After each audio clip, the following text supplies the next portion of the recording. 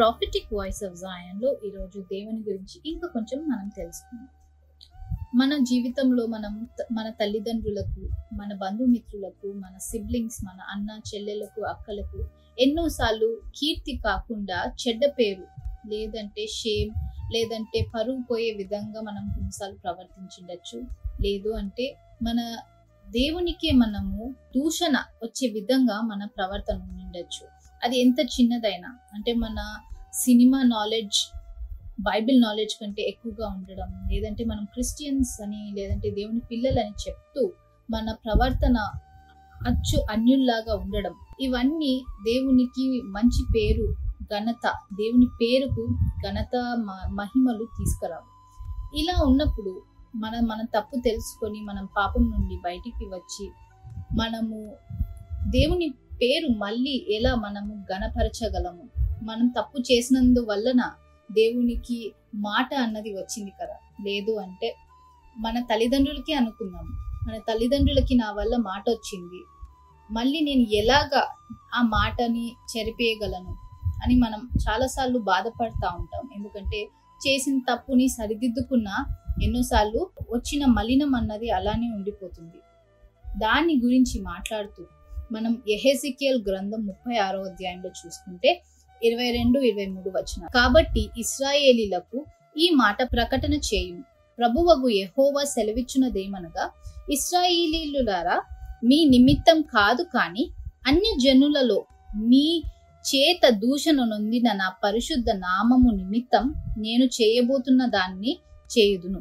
అన్య జనుల మధ్య మీరు దూషించిన నా ఘనమైన నామమును నేను పరిశుద్ధపరచుదును. వారి ఎదుట మీ యందు నన్ను నేను పరిశుద్ధపరచుకొనగా నేను ప్రభువగు యెహోవానని వారు తెలుసుకొందురు.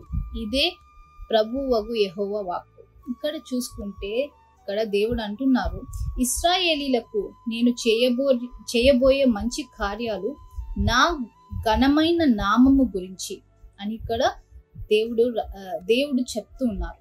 ఏమని అంటే, ఎన్నోసార్లు మన కొరకు కాకపోయినా, మనం చేసిన తప్పుల కొరకు కాకపోయినా, దేవుని నామం కొరకు, దేవుని ఘనత కొరకు, దేవుని నామ ఘనత కొరకు ఎన్నోసార్లు దేవుడు పోరాడేవారుగా కనిపిస్తున్నారు. ఇక్కడ తన ఘనమైన నామము చాలా గొప్పది అని మనకు తెలుసు. దేవుని నామం మీద మనకు స్వస్థత, దేవుని నామం మీద మనకి జీవము, దేవుని నామం మీదే మనకి అన్నీ ఉన్నాయి. అంత గొప్ప నామంని దూషణకు గురి చేసిన తన నామం కొరకు ఆయన పోరాడే గొప్ప దేవుణ్ణి మనం కలిగి ఉన్నాం. మనము మళ్ళీ కీర్తి, మన పాపం తర్వాత మళ్ళీ మనమే కష్టపడి కీర్తి లేదంటే ఘనత దేవుని నామంకి తీసుకురావాల్సిన అవసరం లేదు. ఎందుకంటే దేవుడు తన గొప్ప నామం కొరకు ఆయనే పోరాడేవారుగా ఉన్నారు. ఆ పోరాటంలో మనకి మంచి చేసేవారుగా కూడా ఇక్కడ కనిపిస్తారు.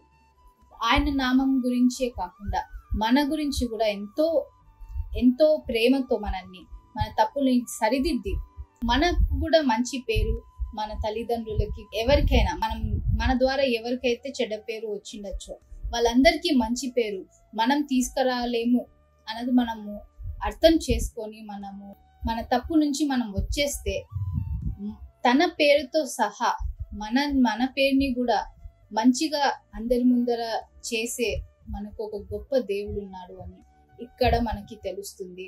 ఎంతో గొప్పదైన నామం గురించి ఆయనే పోరాడే దేవునిగా మనకు కనిపిస్తుంది. ఇంత గొప్ప దేవుణ్ణి మనం పూజిస్తున్నందుకు మనము ఎంతో రుణపడి కృతజ్ఞతతో ఉండాలని కోరుకుంటున్నాం.